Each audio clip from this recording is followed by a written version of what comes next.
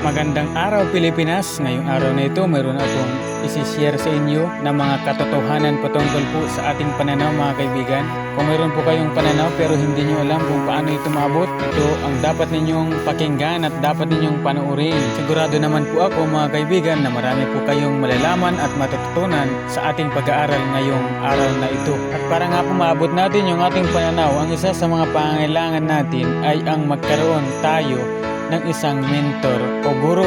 Depende po yan mga kaibigan sa pananaw na gusto nating maabot sa buhay. Halimbawa, kung gusto mong maging isang negosyante, maghanap ka ng isang tao na mahusay sa negosyo. Siya ang dapat mong sundan. Kaya napakahalagang dapat natin suriin ang ating mga sinusunod na tao. Kasi po mga kaibigan, ang sabi ni Jesus, kung bulag ang umaakay sa isang bulag, pwede ba itong mangyari? Ayon kay Jesus, pwede.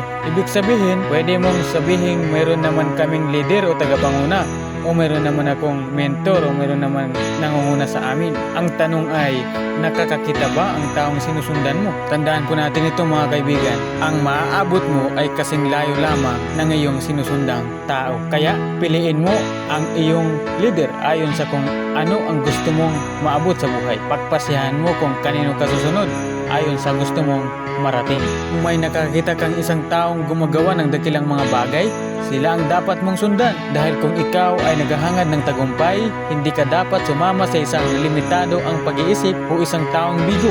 Kaya walang hiwaga ang pagiging tagapamahala. Ito ay nakadepende sa iyong sinusundang mga tao. Kaya kung ikaw ay sumusunod sa mga taong sarado ang pag-iisip at walang pinupuntahan, ibig sabihin, ikaw ay tumigil na sa iyong paglalakbay.